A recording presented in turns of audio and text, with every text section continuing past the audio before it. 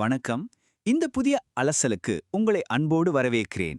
இன்னைக்கு நாம ஒரு மிக முக்கியமான விஷயத்த ஆழமா பார்க்க போறோம். அதுதான் சங்கீதம் 11. கொஞ்சம் யோசிச்சு பாருங்க. நம்மை சுற்றியுள்ள உலகம் சுக்குநூறாக உடையும் போது பிடிமானம்னு எதுவுமே இல்லாத ஒரு சூழ்நிலையில எப்படி ஒரு அசைக்க முடியாத நிலைத்தன்மையை கண்டுபிடிப்பது அப்படிங்கறத பத்தி தான் இது பேசுது.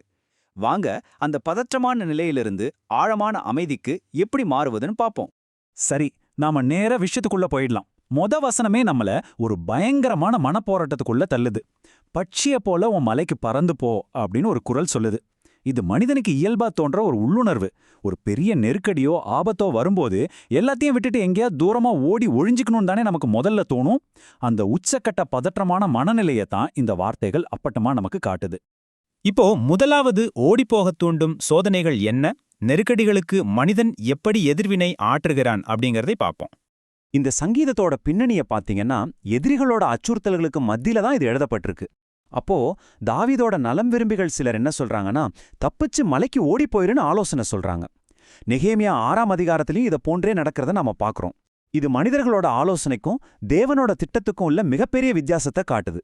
உலகத்தோட ஆலோசனை என்னன்னா, பயந்து ஓடி போயிடு.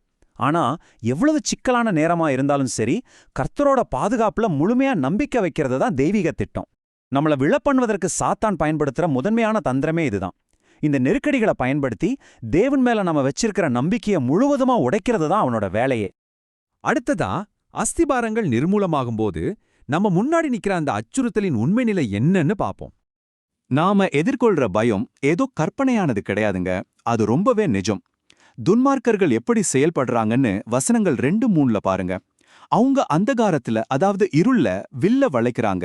நேர்மையான மனிதர்கள் மேல மறைந்திருந்த அம்புகளை ஏய்கிறாங்க. எல்லாவற்றுக்கும் மேலா ஒரு சமுதாயத்தோட அல்லது ஒரு மனிதனோட அஸ்திபாரங்களையே நிர்மூலமாக்குறாங்க. இத நீங்க உங்க சொந்த வாழ்க்கையோட பொருத்தி பாருங்களேன். உங்களுக்கே தெரியாம இருட்டுல நடக்கிற சதிகள் உங்க வாழ்க்கையோட அடிப்படை ஆதாரங்களையே ஆட்டம் காணும்போது உங்களுக்கு பதற்றம் வர்றது முற்றிலும் நியாயமானதுதான்னு இந்த வசனங்கள் ஆழமா பதிவு செய்யுது. இப்போ அந்த மிகப்பெரிய அதிர்ச்சியூட்டும் கேள்வி நம்ம முன்னாடி வந்து நிக்குது.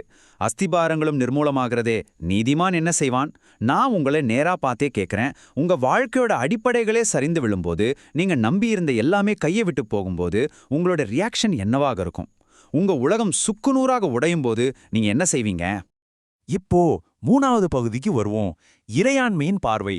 அதாவது நம்முடைய பார்வைய எப்படி மேல் நோக்கி திருப்புவது? இந்த இக்கட்டான நிலைக்கு 4 முதல் 7 வரையிலான வசனங்கள் ஒரு அற்புதமான பதிலை கொடுக்குது. பூமியில அஸ்திவாரங்கள் ஆட்டம் காணும்போது தேவன் என்ன பதற்றத்துல குறுக்கு நெடுக்குமா நடந்துகிட்டா இருக்காரு? கண்டிப்பா இல்ல. நம் பார்வைய பூமியிலிருந்து நேரா பரலோகத்தை நோக்கி திருப்புறார் ஆசிரியர். முதலாவது, தேவன் தம்முடைய பரிசுத்த ஆலயத்தில் இருக்காரு.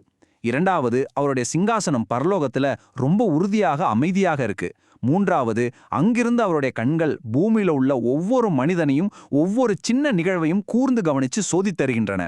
பூமியோட குழப்பங்கள் பரலோகத்தோட சிங்காசனத்தை கொஞ்சம் கூட அசைக்க முடியாதுங்கிறது தான் நிதர்சனமான உண்மை. அடுத்த பகுதி, சோதனையின் நோக்கம். எல்லாமே சரியா இருந்தும் நீதிமான்கள் ஏன் துன்பப்படணும்?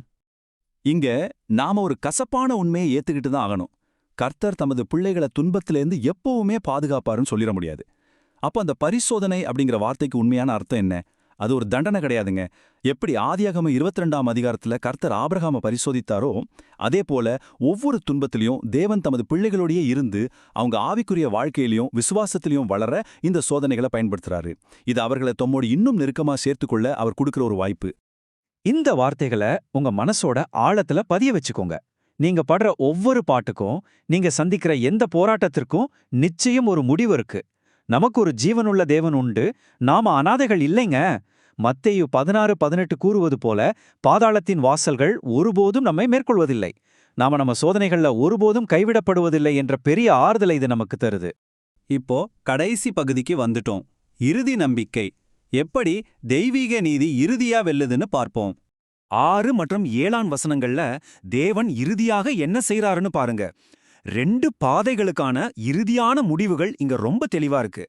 கொடுமையிலையும் வன்முறையிலையும் பிரியமா இருக்கிறவங்கள தேவன் தன் முழு உள்ளத்தோட வெறுக்கிறாரு. அவங்க மேல அக்கினியும் கந்தகமும் வருஷிக்கும். ஆனா மறுபுறம் பாத்தீங்கன்னா, கர்த்தர் நீதியுள்ளவர், அவர் நீதியின் மேல பிரியப்படுறார்.